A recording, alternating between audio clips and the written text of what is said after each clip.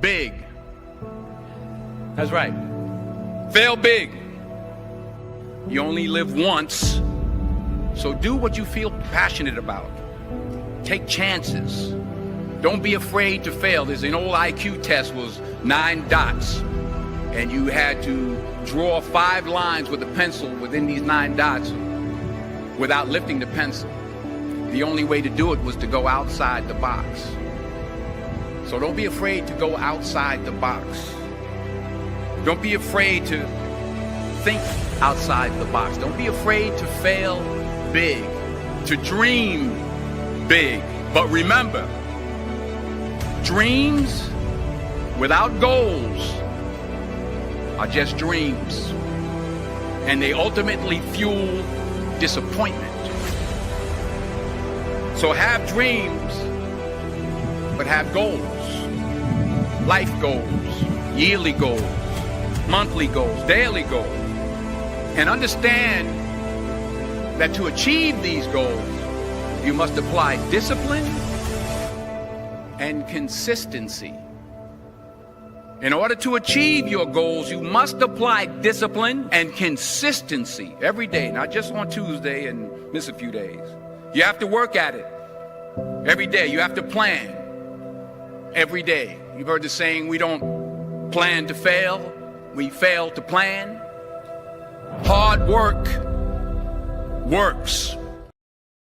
Top of the morning, top of the morning, top of the morning, baby. It's your boy B Jizzle, live back in the lab on a Monday morning. That's right. It's our year till it ain't, baby. Rinse and repeat, man.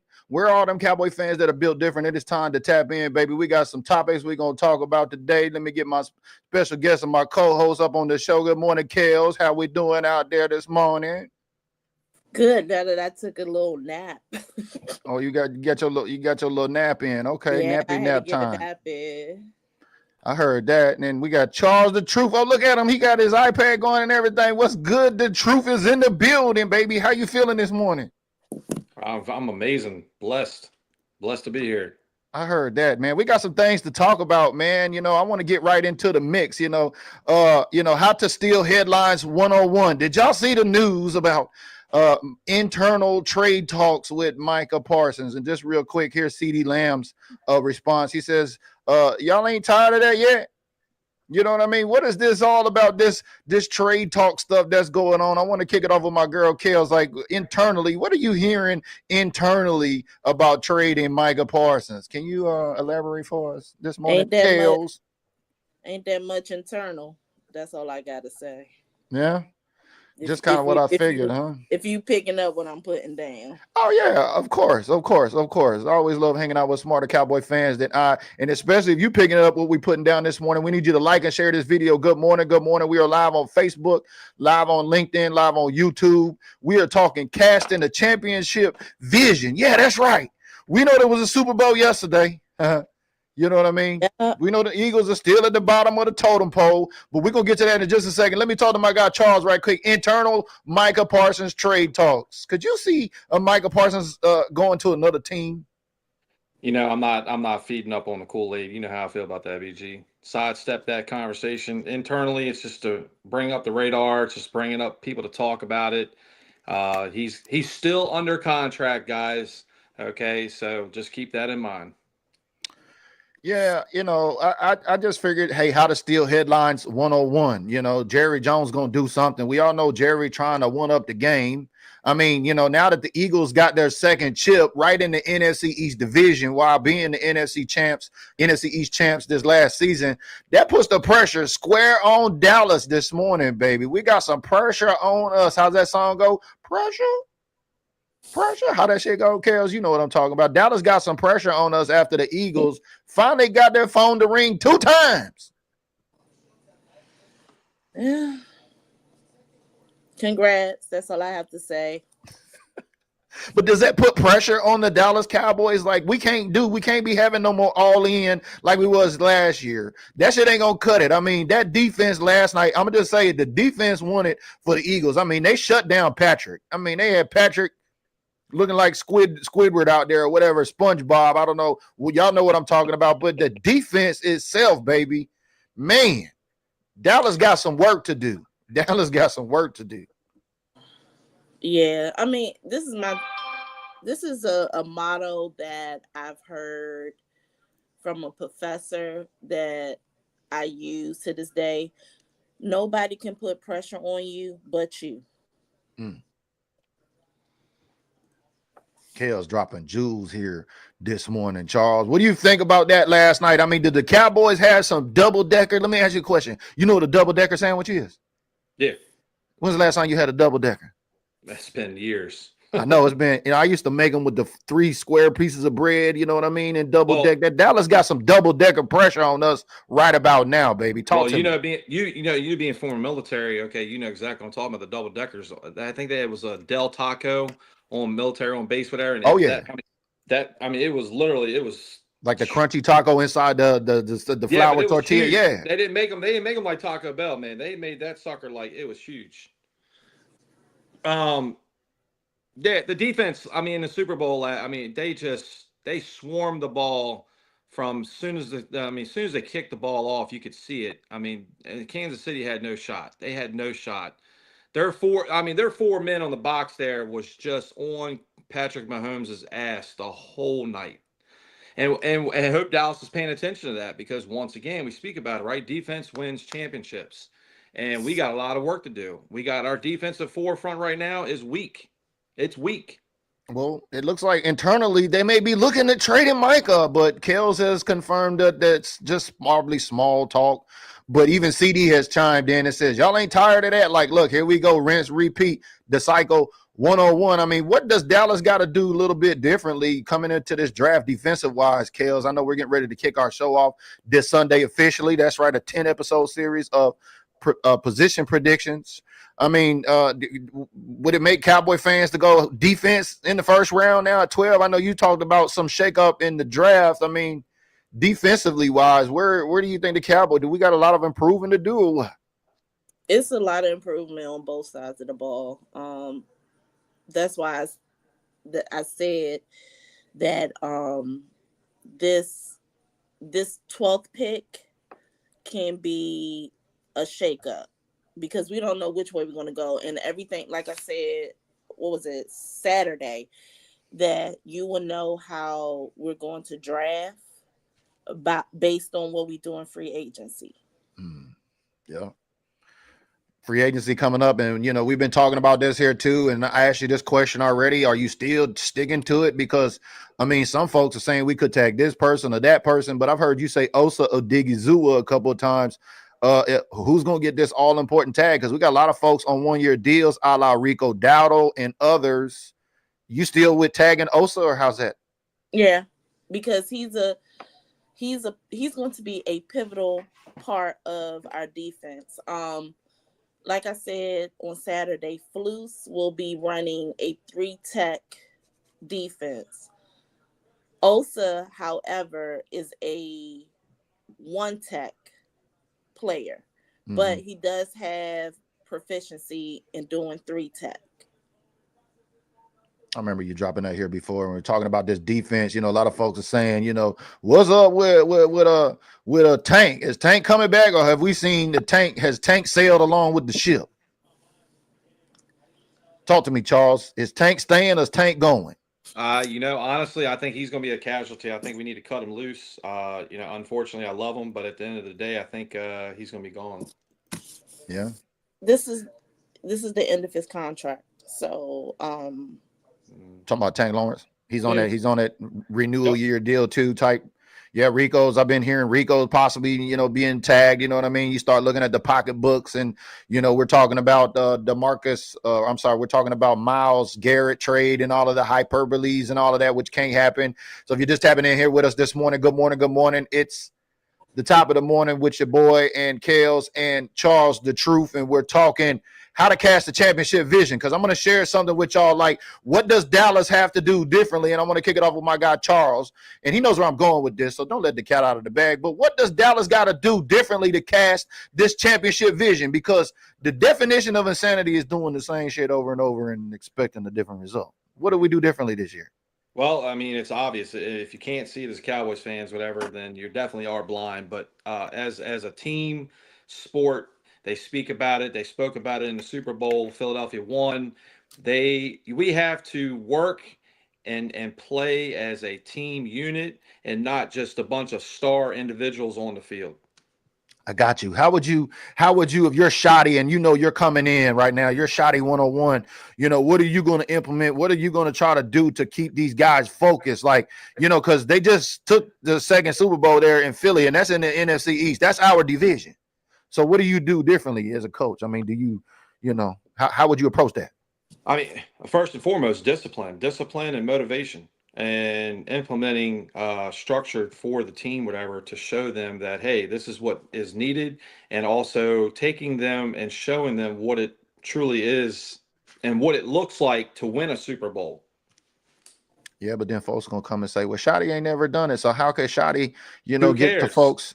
How Who could cares? SCHOTTY get the folks that well? Dan Quinn never done it before. Okay, what did he do? So I mean, once again, I mean, he took the team from nothing to where they're at. Same with Dallas. You gotta, like, Sirianni said on the Super Bowl, you repeat, triple R's, like a business owner. I repeat, reinforce, and re-encourage these players, and you got to embed it in their minds and embed it into them that they truly believe what you are saying is true. All right, I'm gonna throw the ball to my girl Kales right quick before we get to this discipline, some more discipline on here.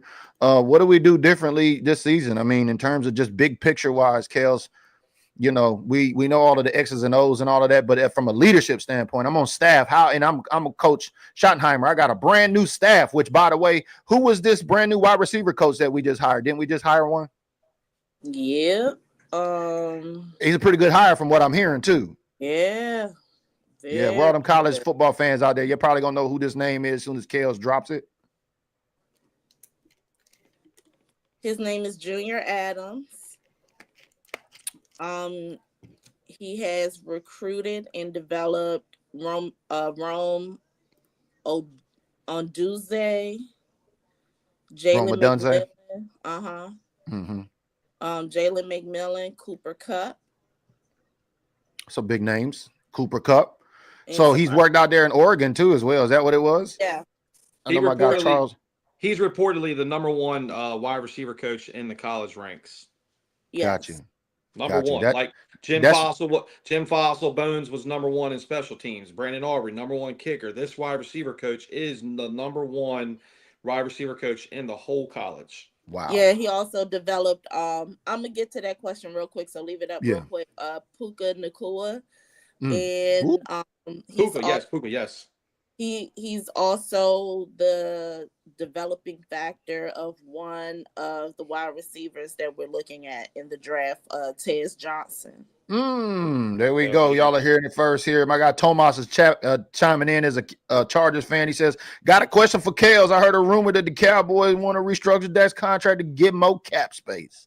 Yes. You hearing anything about that, Kales? What's your intel? So what was said, maybe not on the scheduled show, but maybe just like, your random lives that you do. Yeah. I did drop in the fact that the way that Dak's contract and CeeDee Lamb's contract is set up is for restructuring purposes for a JICIE, which is just let me get it right.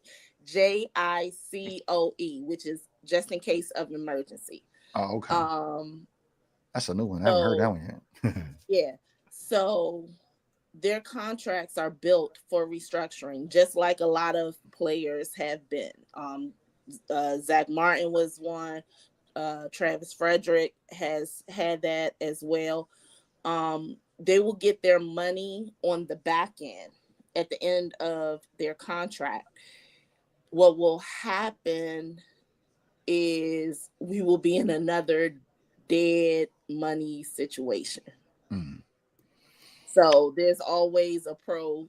There's always a con to a pro. What's your thoughts on that, Charles, as she breaks down some of the Dak's contract language there for folks that may be just trying to tap in? There's a great question. Tomas, a Chargers fan, appreciate that. Always tapping in here with us. Charles, you see Dak and CeeDee, you see a lot of restructures coming. Is the restructuring cometh? If it makes, I mean, obviously, if it makes sense, whatever, yeah, that's a no-brainer to restructure these guys' contracts because it's already in their contract to do that. So, like what Kels was saying, so in order to bring in and lure some more cap space for us to make the moves that we necessarily need, then yes, it makes it's a no-brainer to do that. Well, Yeah, wait, and you mean Dak getting paid 60 million? I mean, they can't use that excuse no more. That Dak restructures, right? If Dak Correct. restructures, I don't want to Dak hear is nobody. essentially helping the Right. team, right? but Essentially, he's being a team player to do that. Correct. Thank you for saying that, BG. Yes. but here's Right. the thing though, he didn't even get 60 million this year. No, he didn't. Well, you know, I mean, depending on which comment section you're in on Facebook, you know what I mean? The experts that are out there, they do run it deep. We got our co-sponsor in the building. What up, King Sharon? How'd your golf game go out there, Daddy? You know what I'm saying? Did you see King Sharon was out there getting ready for his golf game, Charles? Shout out to my guy, King Sharon in the building. Shout out to my guy, Big Val, man. We're looking forward to that merch. But I want to get to this waving the discipline flag with SCHOTTY. You know what I mean? My first thing is, you know, discipline. Like Charles brought that up. If you listen to that, a lot of y'all didn't peep out that intro video. Y'all need to, you know what I mean? Yeah, we need to rewatch that, BG. Check out that intro video of Denzel. A lot of y'all don't even know that Denzel Washington is a diehard Dallas Cowboy fan. But anyway, he was talking about discipline. And discipline got a lot to do. If you take a look at those two teams that were in the Super Bowl, it kind of supports this argument. But when it comes to the discipline flag, I mean, Mike McCarthy was averaging 114 flags a season under his 5-year tenure with the Dallas Cowboys. I mean, is that just a McCarthy thing? You know, I want to throw this back to my guy, Charles. Is that just a McCarthy thing, or, you know, is that a Dallas thing? What is that really? You know what I mean? Talk to me. Well, I hate to say it, whatever, but you know, history repeats itself, and the stats speak for itself. So not only is it a McCarthy thing, it's been a Cowboys thing for a while now. So I think that, you know, the change of the regime is desperately needed, and that's been spoken by Troy Aikman, Emmitt Smith, Michael Irvin. Your other greats of Cowboys know that our culture is not right here in Dallas, and we need to make these changes. And discipline is where it comes at, straight up. Jimmy Johnson didn't take no shit in Dallas, and that's why he was able to take those boys to this promised land. And it's the same what happened in the Super Bowl with the Eagles. Nick Sirianni said it. I repeated over and over and over, and he embedded it in the players, and they all came together and believed what he said, and they played as a family. Everybody has each other's backs, and I don't necessarily feel that Dallas on our team right now with McCarthy, they all had that same mindset and same attitude. I'm gonna talk to my girl Kels right quick. Go ahead. Back a little bit on that. What the culture we used to have a culture. Our culture has always been running the ball. That has been our identity. Now with new coaches and everything, the one thing that needs to happen is SCHOTTY needs to create not only the culture and the identity of what this new team will be. He will have to create a fun yet competitive environment for the team. Now, as far as what the locker room looked at, they went to bat for McCarthy. Even though this has been an uphill, downhill season, they went to bat. They weren't playing for themselves. They were playing for the team. Got you. And that has been shown. Got you. And to follow that up, you know, with Mike McCarthy and these penalties, I mean, we got to look at the discipline factor. I mean, we had Tyler Guyton, which led the league, I think, offensively on the offensive line with the most penalties. I think it was 14, if I'm not mistaken. I got that included there on the Patreon. I'll drop that link there in the comments as I share that here with you.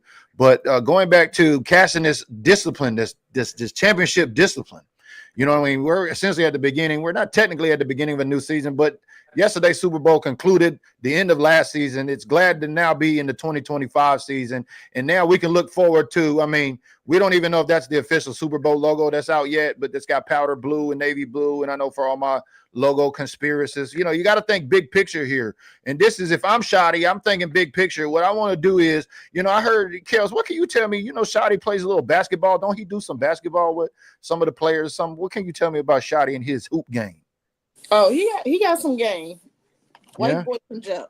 He White boy be can jump. busting it on them boys at the Stars. That's how it works. See in there. Yeah, and see, that's what I'm saying. That he has that. He's 1 year older than you are, BG. Oh He yeah. he He's 50. has He's that. 51. Yeah. Yeah, he has that. What Jason Garrett used to have. He has a little bit of Jason Garrett in him as far as relationships with players and getting them loose and everything. Yeah. Jason Garrett used to play music during practices.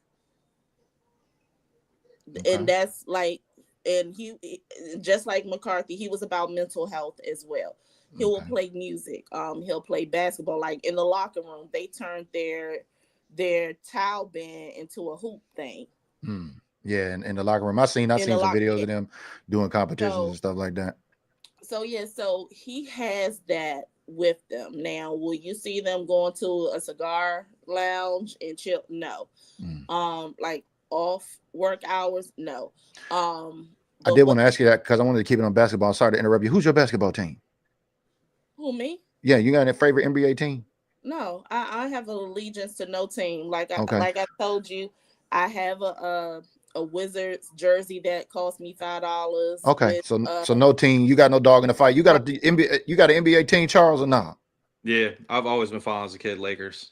Okay, so I'm a Lakers fan too, but I really hate to bring this up because how many of y'all remember the big three, the original big three? You know, with Kevin Garnett, Paul Pierce, and Ray Allen, you know, with the Boston Celtics. Okay, I'm familiar because I'm a Kobe fan. Yeah, I'm a Laker fan. I know y'all know that too as well. But Doc Rivers, you know, if I'm Schotty, I'm taking this Doc Rivers approach. If you checked out that intro video with Denzel talking about discipline, if you noticed in the background that video, that was the Dallas Cowboys Super Bowl parade in February 1993. And if you know anything about Doc Rivers, what he did with the big three was to cast a championship vision with him. As he took Ray Allen, he took Paul Pierce, he took Kevin Garnett on one of them duck boat tours in downtown Boston. You know, I guess the ones that can drive around the street and drive in the water. But anyway, long story short, it was just them on there, and he paid the driver to take them along the championship route of the city should they win the championship. And I was like, damn, you know, that's kind of big picture right there, like casting that vision. If you want to picture yourself doing something, go picture yourself doing it. So if I'm Schotty, yeah, discipline is one thing, but I'm looking big picture because this guy has got a brand new coaching staff. Kale's already shared that name of that the wide receiver coach that was brought over, one of the top wide receiver coach in college football, coming to work with our wide receivers now, who are wide receiver too. We might learn that as Kale's dropped on there. We're going to be drafting running back and then wide receiver in the second round. But getting back to this championship vision here, if I'm Schotty, I'm taking Micah, I'm taking CD, and I'm taking, Dak Prescott on a championship tour in the city of Dallas and say, look, when we want to win the championship, this is where this Super Bowl, you know, a lot of folks say, well, that'll never happen. Dallas will never win. Dallas will win. But look, what's the definition of insanity? I mean, what are we going to do differently? I mean, would you buy into something like that if somebody took you down on the championship vision, Charles, and said, look, once we win it, this is going to be the route we take for the parade? Absolutely. Because, you know, the coach is showing these players, whatever, this is what it's going to look like, guys. And he has the vision for the players. So I would be on board 100% with that. Is it going to take time to build that rapport and build that relationship and build that respect with the players each day, each week? Of course.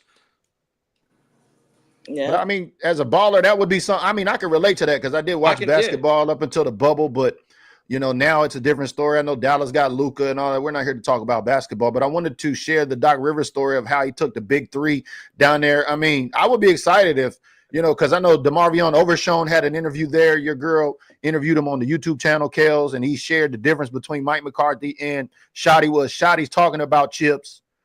McCarthy didn't talk about no chips. Now, I do remember that he brought a Super Bowl trophy. Oh, Mike McCarthy? Mm-hmm. Oh, yeah. I mean, he won one in Dallas. I mean, he won one there. He brought it into a team meeting. Yeah, but he won it there in the building. Right. But what I'm saying is when he became the head coach, he brought his Lombardi trophy because the coach also gets a Lombardi trophy. He brought it in the building, not only his, but he had the 5 that the Cowboys have won as well. and say, if is this what you want? Now, I'm like I said, McCarthy is a good coach when he is not under a thumb. Well, I'm looking at our new head coach, and I'm looking at this quote. He said, "I know the players, the building, our strengths, our weaknesses, And he our do. issues, and I And he want it even more." and that's the thing. I think he, but if you look at between him and McCarthy, Yeah. I think SCHOTTY has a little bit of a leg up as far as relationship values than McCarthy, because he works with, because he was, let's just say, the de facto OC, because he did not call plays. He worked with the players on the sideline. Let me ask you this question. So when it comes to penalties, when it comes to flags, especially on this offensive line, I mean, if you know we have this issue of being penalized. I mean, what do you do, Kales, from an X's and O standpoint? How are you trying to preach, let's not make mistakes, or don't focus on mistakes? Or what would you tell players from an X's and O standpoint to try to improve this area? Because obviously it's an area that always gets us. Well, they do have a good O-line coach now, and they brought back some of their offensive line conditioning coaches as well, and quality control questions as well, to help with hand placements.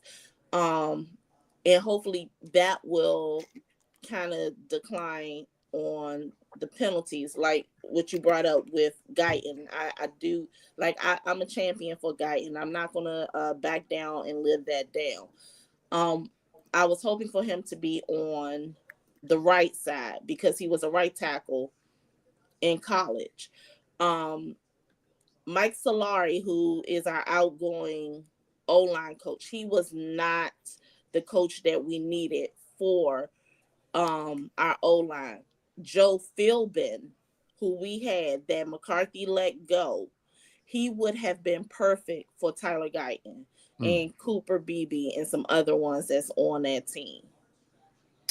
Well, when it comes down to the offensive line, a lot of folks say, why draft a running back? We don't even got an offensive line. I mean, it looks like we're trying to prepare for this run game. And in terms of going into this draft, I mean, are we going to, what are we hearing? Is it going to be running back? You say running back, wide receiver. Is that still what you're hearing, or could that potentially change?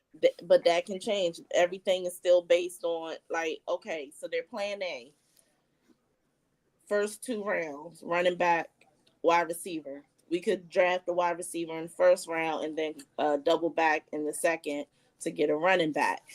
But everything depends on how the board is looking when it gets to us. Now we have 2 major people that's before us. We have Carolina and we have the Bears. The Bears yeah, are 10, 3. 49ers at 11. Yeah. And then you got Carolina at 9. Right. And then I think Saints. The Saints is somewhere. And they're in the 8th spot. Right. So they may pull Ashton Genty. So, okay, if they pull Ashton Genty, that's why I said I'm okay if Genty goes before it gets to us, because of the depth of good quality running backs that are on the board. Mm-hmm. Like we have Junkins and we have Henderson. Monungai.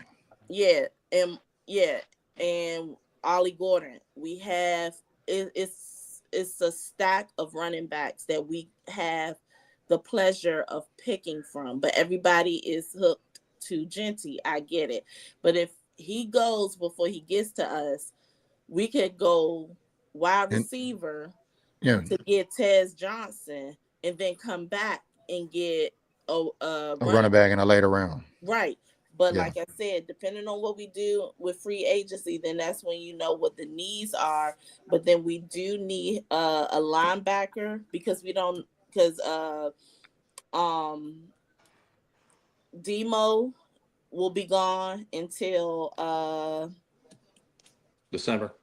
to December, and we also need another cornerback because Trayvon Diggs will be gone till Yeah, he's December. gonna be gone till December. Gone Yeah. till December.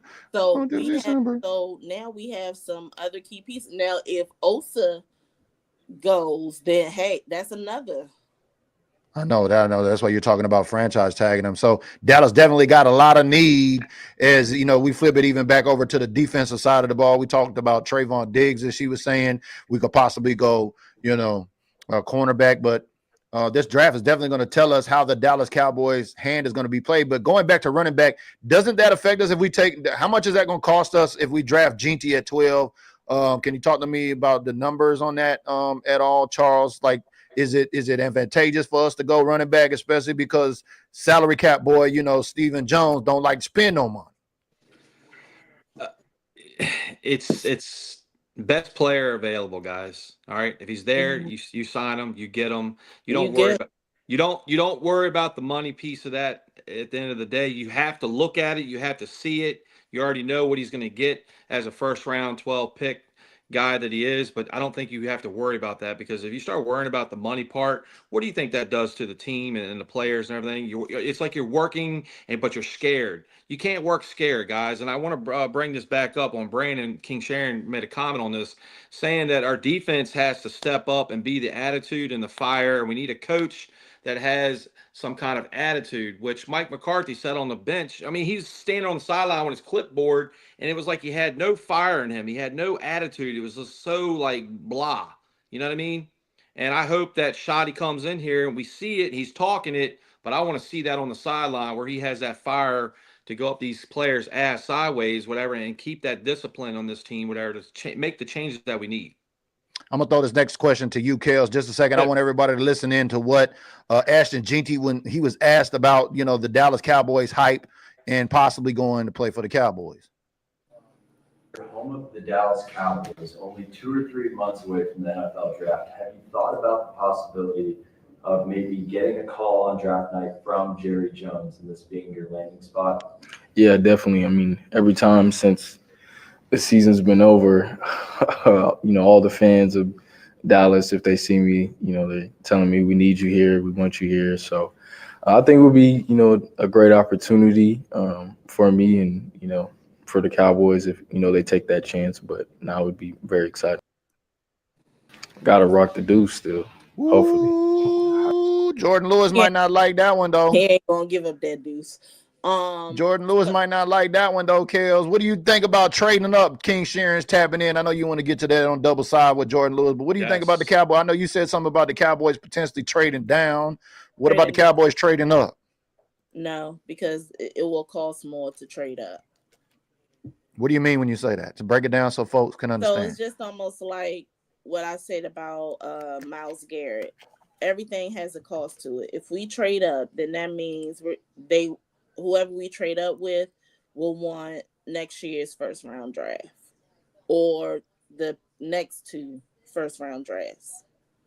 Got you. I see my guy, Big Val, in the building. What up, Hat Plug? I see you, baby, in the building. Green Bay supporter right there. Joe's tapping in from Italy. He says, the Super Bowls that have taught us that a good defense can be any great or green offense like Patrick Mahomes. I mean, they made Patrick look silly out there last night. I was like, damn, that defense. I was just thinking, boy, the Dallas Cowboys cannot come with this all-in shit and not make no moves and no free agency. So you got to tune in with us here because we're going to be spanning every Sunday over the next 10 weeks, starting this Sunday. Position predictions. We're going to have our show out. We're going to be talking about running backs in the first show. So make sure you come back and tune in over here with us. We're going to be talking about all of the running backs. Kale's got a list over there. We're going to break that down. We're going to go through the running back coaches and the game, the new coordinators and all of that. We're going to be talking about all of that and get kind of together which running back should the Cowboys target. So like what Kales is saying, if we don't get a Ginty because he's gone and he's off there, then we can go get a wide receiver or cornerback or whatever, and then we can move down and get some other needs. But we will be talking about the running backs on week 1. So make sure y'all circle back around over here and tap in with us. I know my girl Kales got more to say. So while you was showing that clip, when you was talking about the price for the running backs, I did pull it up from an Intel database that I have. Anyway, so the minimum salary for an NFL running back can start at 7,995. No, 795,000. The second year it will increase to 870,000, and then the third year, if they're on a 3-year deal, it will start at then it will increase to 940,000. But the minimum, like I said, 795,000, and it can go to 16 million. So it has dropped significantly. Kels, I think the fans want to know what it's going to cost in the top 10 pick.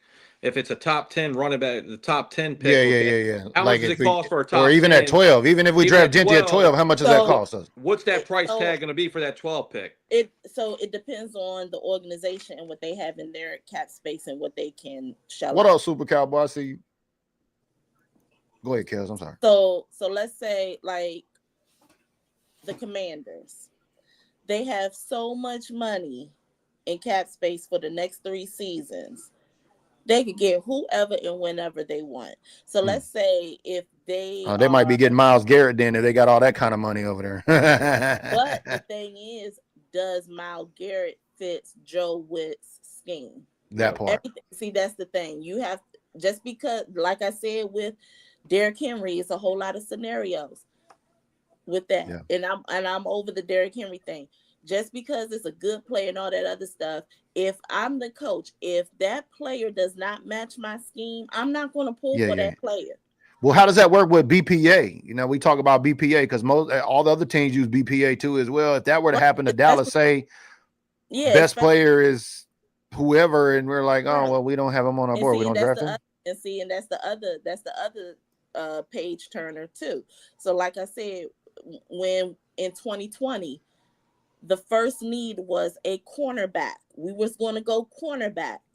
But then we're at 17. We're seeing all these players jump in front of CeeDee Lamb, and CeeDee Lamb was a top 10 rated player to go off the board. But he fell to us in 17. And what happened? Best player available. Mm-hmm. And then we went and got our first round pick in the second round, which was Trayvon Diggs. Got you. I want to talk to my guy Charles right quick. In terms of Eberflus and his defense, as you know, one of our, it looked like Joe Tranchina says defense wins championships. We definitely seen that. I mean, nobody had to do anything miraculous except for the defense shut down Patrick Mahomes. I don't think they had any points at halftime. I mean, I know some people's numbers games, square games was all messed up last night, but going back to this defense on Eberflus, I mean, we can't come back and say we're all in and we like our guys with the defense this year. I know we got to figure out who we're going to draft, and some of these defensive guys are going to have to come in and be plug and play automatically. But, I mean, in terms of free agency, which we got free agency coming up, I mean, what do you see on the defensive side of the ball we should be doing to upgrade a little bit? I think we should at least make a splash, whatever, on the defensive, our front four, or a splash with a linebacker or maybe even a cornerback. I think that we need to look at, we really do need to sign somebody that can solidify this defense, whatever, to be maybe a veteran leader to come in and to work with, this defense, because like I said, we are weak right now in the cornerback. We're weak in our linebacker. Even we don't have depth, and we definitely don't have depth in our front four. So I think the free agent would be nice to come into Dallas and help this defense out, because we got a lot of free agents, and unfortunately we don't have enough money to go around, and that's the sad part. Yeah, and a lot is in the front four, and with the front four, if people don't realize, those are your Eric Hendricks. He's on a 1-year deal. Chauncey Golston. So Golston, right? Yes. So your front four is your linebackers and edge rushers. Then you have your interior 7, which is the defense trenches, which is your defensive tackles. Sometimes they will flow in an edge rusher in your interior 7. So those the big, like what Nate Newton said, the big greasy. Mm-hmm. So that's what that is. I did see Joe Tranchina's comment about if Zach Martin leaves, we need to draft the offensive line player. So No, man. this draft class is not like last year's draft class. There's not a lot of O linemen in this year's draft. Okay. We have the luxury because it was So a if question. Kelvin Banks and Ashton Jeanty are at 12 and it's our pick, who you taking? I'm taking Genty. Okay. Ooh. Charles, who you taking? You taking Banks? You taking Kelvin Banks, or you taking Jeanty? I'm taking Genty. Ooh, shit. I've been Because pro Jeanty, so you know I'm gonna say Jeanty. I want the offensive line. But I think Kelvin Banks is going to be going there at the 12th pick. Honestly, Yeah, I think so all too. right, because I've done a Yeah. lot of. I know that's why I wanted to throw that hypothetically just to kind of Yes. see where everybody was at, because hey, you sound good until you're on the clock and it's BPA and it's all shit. I've done a lot of mock drafts, and trust me, Kelvin Banks is going earlier than we think, and I don't think he's going to be there. Gentry, yeah, and it's a flip the coin. It could be 50-50 with Banks and Genty being there at 12. So. Yeah, I know Chicago and San Francisco, all them guys. You know what I mean? It's going to be interesting because, like we say, these drafts, that's how we're preparing these 10 shows here for y'all. We're going to go through each of the positions and we're going to have a competition. And so if you're on the Patreon, you got to get into the Raise the Bar competition. So this kicks off in April. We're going to have a competition with the 11 picks, unless we trade back and get a 12. We're going to have a competition. Can you pick the amount of positions correctly that are going to get drafted? We're not caught up on the names. We're just looking at like how many running backs. So if we get Jeanty and another one, that's 2 running backs. So you got 9 picks left. So you want to stick around. We're going to be doing that on Patreon exclusively. Kels, what do you think about a quarterback? Because we're going to have to go through the quarterback. We're going to go through that way late into the shows. I think episode 8. With Dak being on the front end of his contract, but the back end of this health coming off the second year injury, right? Season injury. Yeah. I mean, do the Cowboys look at a quarterback in this upcoming draft? They will. So we could either use our 6th round pick or our 7th round pick. Are there any names floating around the Cowboys currently looking at that you got on your radar over there from your intels that you can share with us here that we can go look at, or no? Nope, not yet. But then they could also draft. They could also get one after the draft when the undrafted free agents are available. But to piggyback to what Charles said, between Genty and Kelvin Banks is if he's still on the board by the time Genty, not Genty, until we get to the 7th round. I mean the 12th pick, and Genty is still there along with Kelvin Banks. Then I think Will McClay, the front and the rest of the front office, and SCHOTTY needs to pull their chairs back and let Derek Foster and Connor Riley do rock, paper, scissors. It's gonna be interesting. It's gonna be interesting because I'm just throw this up in there. Okay, so we're at 12. You see Kelvin Banks, you see Ashton Jeanty, and Shedeur Sanders is there. No, Shedor's gonna be gone. I'm just saying. Play along with me here. We know he might, but I'm just saying these BPA scenarios, it could get like that where you're like, holy shit, we never seen this coming. Shedeur will not go because I'm gonna tell you why. The 1st round picks are automatic starters. So what, the first top 10 or all top round 10 one automatic picks? starters on the team? Automatic, all of them, every single one of them. All of them. Okay. The 1st and the 2nd rounds are automatic automatic starters. Okay. So 1st and 2nd round equivalent, 1st round starter. You come in, you can start. Yep. You automatically on the 53-man roster. You know what? I'm curious to see how many did we have last year that we drafted that are still with the team, and you know what I mean? I think that's something we need to do coming into next week. I want to get Charles's thoughts on that as we highlight the Will McClay, the draft whisperer here. Go back, look at his draft grade from last year. I know the NFL gave him an overall F on some little program they run on him last year or whatnot. But I think we need to go back and look over these last couple of draft classes. How would you say last draft class measures up, you know what I mean, over the last 2 or 3 years? You know, because we need folks to come off in the, like, you know, first 2 rounds. We need you in the game, baby. Like, we need impact players. How would you, you know, I think that's something we need to take a look at is, you know, how have some of our past picks looked in terms of, because a lot of folks put a lot of disrespect on Will McClay's name out there. Say he picked Taco, you know, say he picked, you know, Mozzie, you know, say he picked this and that, you know what I mean? Like, we can point at all of the bads, but, you know, I think maybe us taking a look at the, you know, the last few years of this draft class would be something we could possibly share with up on the show too as well. Because I mean, I got all the love in the world for Will McClay. Love Will McClay. He's best in the business, if you ask me. He has had some hit and misses. Yeah, for sure. You know, and that comes with the program. But you know, and I think we'll dive more into that too as we kick off next week as well. That, you know, this is a 365-day process, right, Kels? This ain't something they just start putting some notes together over the last couple months before the Senior Bowl and say, all right, we gotta get ready for, you know, the upcoming draft. I mean, this is like an ongoing thing, right, with Will and his gang.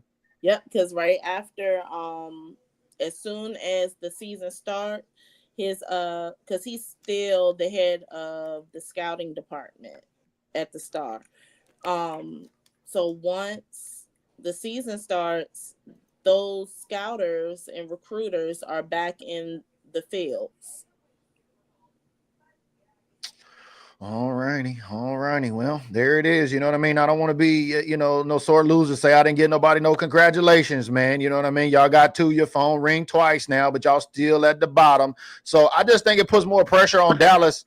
You know, as we kick off this official kind of new look to the new. If I'm Schottenheimer, man, I'm trying to do something different. I'm trying to go get Doc Rivers's playbook. I'm trying to tell you know, Schotty's a baller. I don't know who Schotty's favorite team is. Is it the Mavericks?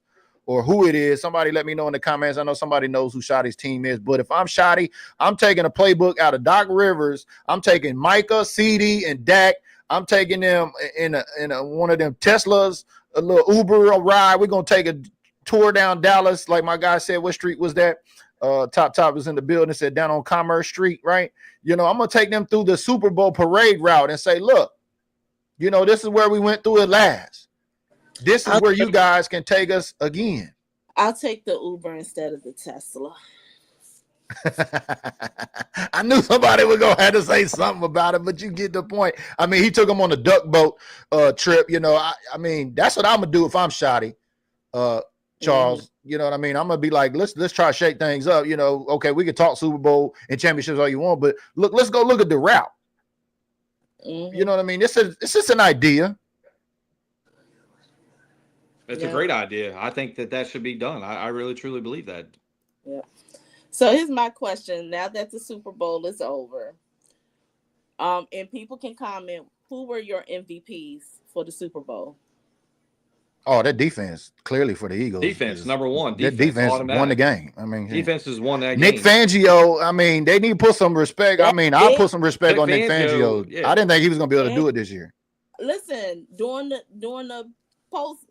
pregame shows, I've been telling people about Vic. Like Vic, that's the one.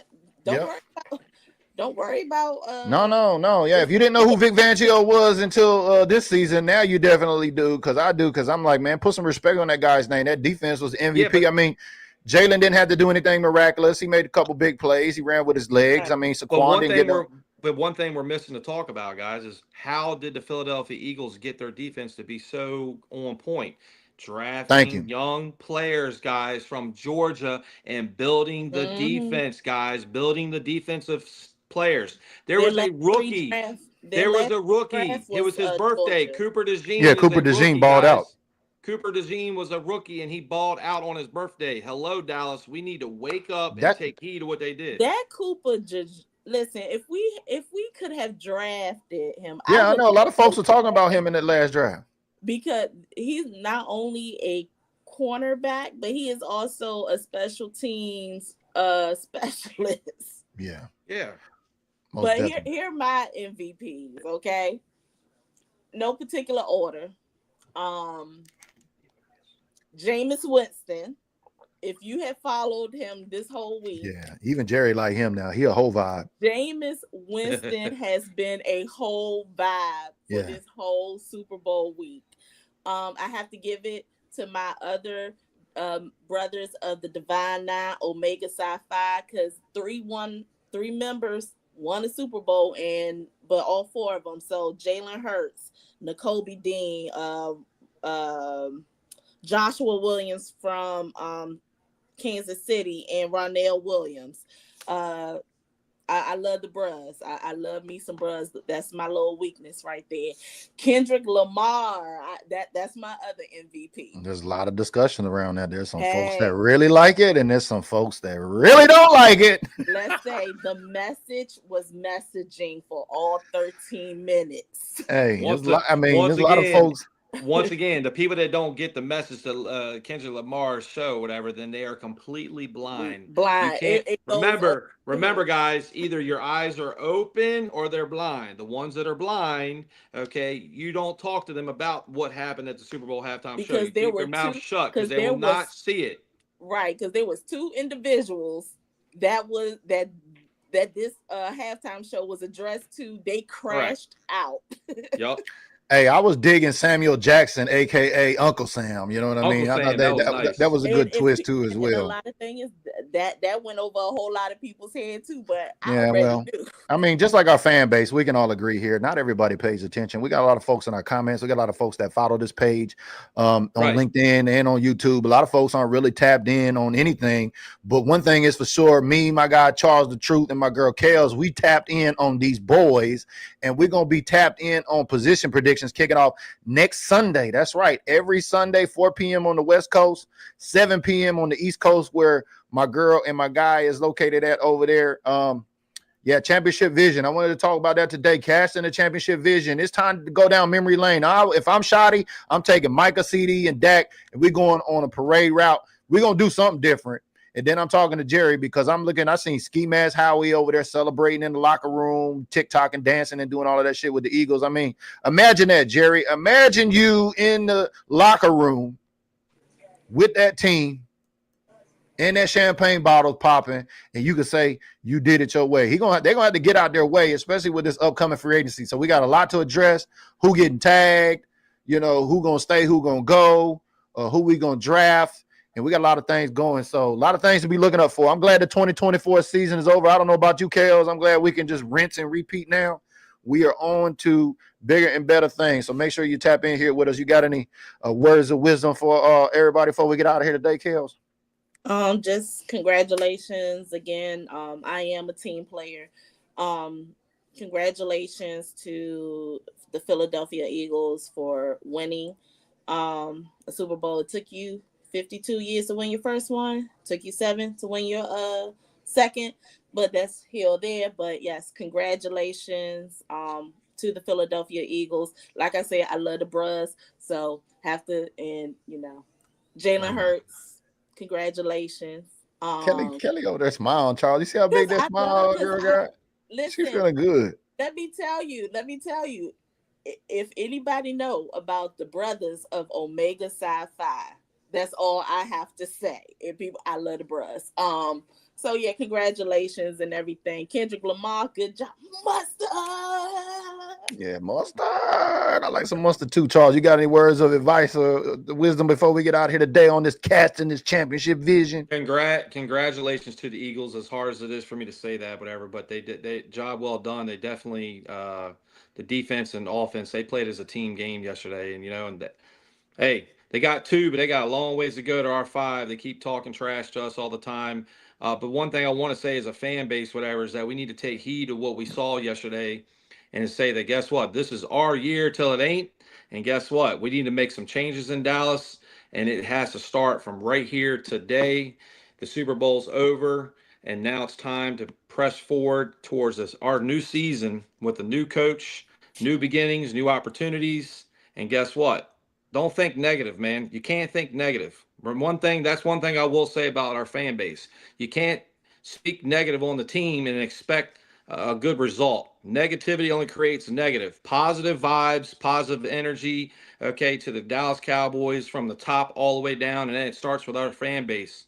We've got to believe in our team. We got to believe in the players, and we got to believe in our head coach.